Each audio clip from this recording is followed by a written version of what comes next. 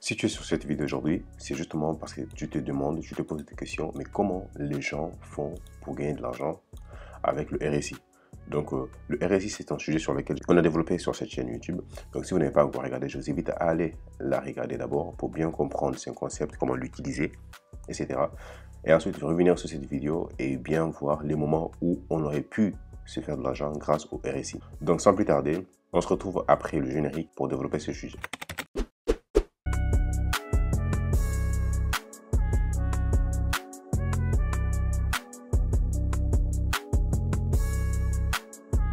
Donc aujourd'hui, nous voici face à un graphique USD JPY et on va essayer ensemble de voir les moments où on pourrait se faire de l'argent grâce au RSI. D'accord. Pour commencer, je vais aller dans une time frame un peu plus courte. On va mettre 4 heures et essayer de voir un peu plus proche en time frame. Voilà. Qu'est-ce qu'on va faire? Comme d'habitude, on va commencer par chercher une tendance qui a été renversée par une nouvelle tendance, d'accord? Et on va essayer de voir si jamais nous pouvions se placer à ce renversement des tendances, d'accord, grâce à l'aide du RSI. Donc pour commencer, déjà ici, on voit qu'on a une tendance baissière. Est-ce que cette tendance baissière-là, nous pourrions anticiper le retournement des tendances? Parce qu'on a vu qu'ici, la tendance baissière a été stoppée ici, d'accord? Et ensuite, on a vu un mouvement haussier. Donc, l'objectif d'aujourd'hui est de savoir, est-ce que avec les concepts qu'on a appris ici sur le RSI, est-ce que ça fonctionne vraiment ou pas? Et si jamais j'étais ici, par exemple, et que j'aurais voulu me placer en se basant sur le RSI seulement, est-ce que j'allais pouvoir me faire de l'argent? Oui ou non, d'accord? Déjà, pour commencer, on va insérer ici les outils qui vont nous permettre d'analyser le marché. On va faire ça. On va déterminer bien la tendance, cette tendance baissière qu'on voit ici. D'accord, on voit bien que là, on trace ici une ligne de résistance qui vient sur laquelle le marché a buté à plusieurs reprises. Je vais juste un peu mieux la tracer. Voilà, là ça va mieux. Donc là, on voit bien qu'on a plusieurs rebonds sur cette ligne de résistance ici. On a ici un premier rebond, on a ici un deuxième rebond, on a ici un troisième rebond ici, on a un quatrième rebond ici même, d'accord, on peut mettre ça comme ça. On a ici un rebond, ici, ici. Donc plus on a de rebonds sur la ligne de support ou résistance, plus cette ligne a de la crédibilité. Donc ici déjà c'est des moments où, parce qu'après ce deuxième rebond, donc là la ligne, d'accord, est validée. D'accord, donc ici le trader pourrait se placer sur des continuations des tendances. Donc ça, ce n'est pas le sujet d'aujourd'hui, mais on va voir ça un peu plus tard. D'accord, donc là déjà de 1, la ligne est tracée, la tendance est confirmée, même si on doit toujours attendre d'autres confirmations. Donc aujourd'hui, on ne va pas perdre du temps là-dessus. D'accord, donc qu'est-ce qu'on va faire là? On va ajouter le RSI, que le voici. D'accord, on peut l'ajuster ici un peu. Voilà, donc la fenêtre du RSI pour être plus visible. D'accord, déjà pour commencer, les concepts du RSI, et encore une fois, on en a parlé. Donc là, on va directement vers la pratique. Donc, d'accord. Donc ici, on voit que le marché a été déterminé. Donc le RSI nous donne plusieurs informations. Parmi ces informations, le RSI peut nous donner la divergence. D'accord, la divergence se trouve au niveau du RSI. Est-ce que de 1, on a trouvé la divergence ici au niveau du RSI? Si oui, où est-ce qu'on a trouvé? D'accord, je vous laisse faire le screenshot et comme d'habitude, vous me l'envoyez dans le groupe WhatsApp pour voir si vous avez bien compris le concept ou non. D'accord? Donc là, si vous avez bien trouvé, la divergence, ça se trouve ici. D'accord? On a ici une belle divergence. Ici, d'accord? Et ici, au niveau du RSI, on a aussi une divergence. D'accord? Donc voilà. Ici, on a la divergence qui se trouve ici. Pourquoi? Parce qu'ici, on voit que le prix forme des bas. Ici, le prix forme des bas. On a ce bas qui est là. On a ici cet impact ici. Et ce deuxième impact ici. Donc ce premier impact, d'accord, a été effectué. Et le deuxième impact a été plus bas que le premier. D'accord, mais ici, sur le RSI, c'est le contraire. Pourquoi? Parce qu'ici, sur le RSI, on voit bien que le deuxième impact ici, il est plus haut que le premier impact.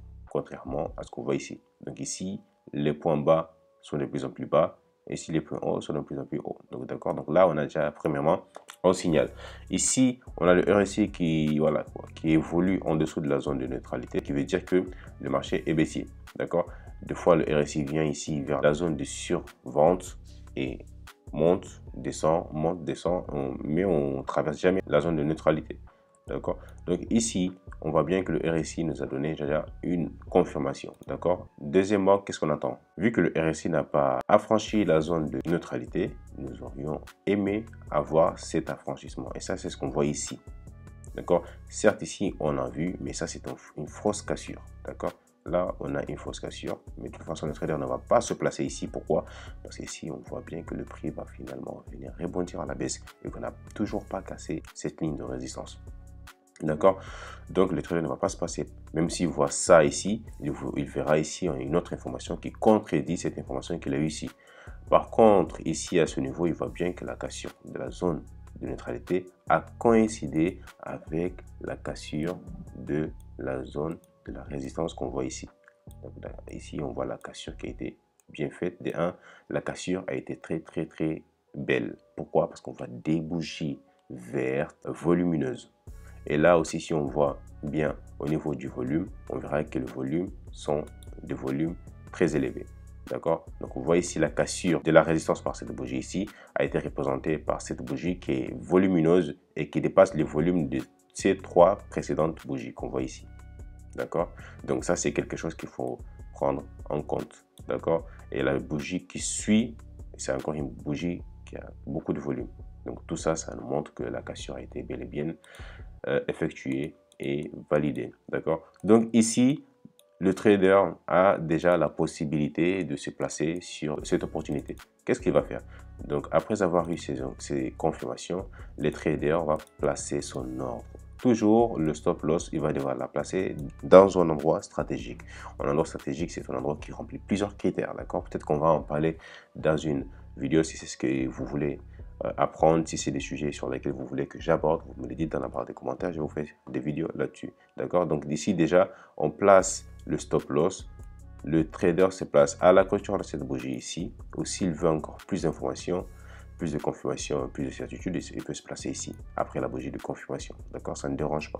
D'accord? Mais là, vu que s'il a bien analysé le marché et qu'il a trouvé des bonnes configurations sur les RSI, etc., donc il peut se placer ici.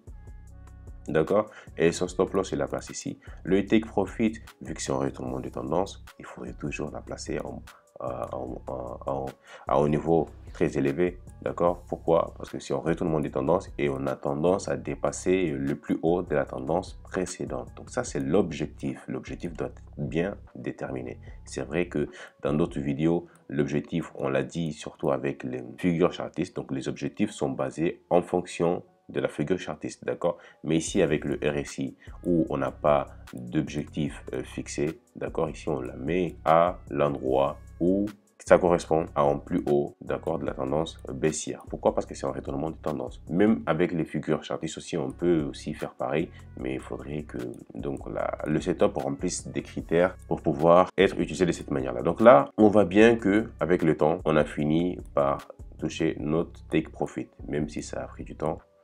Le marché a fini par nous donner raison. D'accord? Donc là, on voit bien qu'ici, le marché nous a donné raison et a fini par continuer son mouvement haussier. Donc ça, c'est le cas d'un trader, d'un swing trader. D'accord? Un swing trader est celui qui va laisser sa position ouverte pendant un peu longtemps. D'accord? Ce n'est pas le cas d'un day trader ni d'un scalper. D'accord?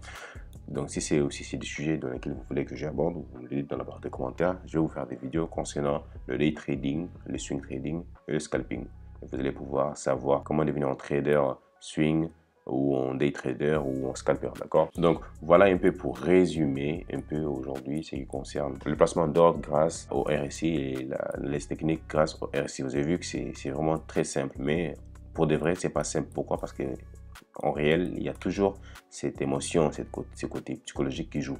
D'accord? Donc là, le trader va se poser beaucoup de questions. Peut-être qu'il va même rater ce mouvement haussier. Donc il y a toujours des aspects psychologiques qui viennent ici nous empêcher souvent de prendre des bonnes décisions à des bons moments. Voilà pourquoi l'aspect psychologique dans le trading est très important. On se forme en trading, mais on se forme aussi en mindset. Ok, donc ici, pour résumer un peu, on a vu qu'on a eu recours aux résistances, au support pour nous déterminer, pour nous essayer de déterminer, d'identifier la tendance du marché. Et aussi, on a eu recours au RSI pour nous donner des points d'entrée, d'accord. Et aussi, on a eu recours à la tendance et au début de la tendance, d'accord. Et cette ligne ici, surtout au début de cette ligne, pour nous donner le trajet. Donc ici, dans cet exemple, on voit bien que le trade nous a apporté 11,5 de risque ratio. Si vous risquez 1% de votre capital, vous allez gagner 11% sur ce trade. Donc ça, c'est en swing trader. Donc ça, c'est un trade qui passe plusieurs jours, d'accord, en ouverture. Donc ça, c'est ce que je voulais partager avec vous aujourd'hui. J'espère que vous avez compris.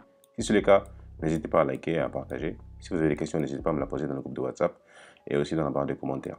Sur ce, la famille, on se dit à la prochaine pour une nouvelle vidéo. Ciao.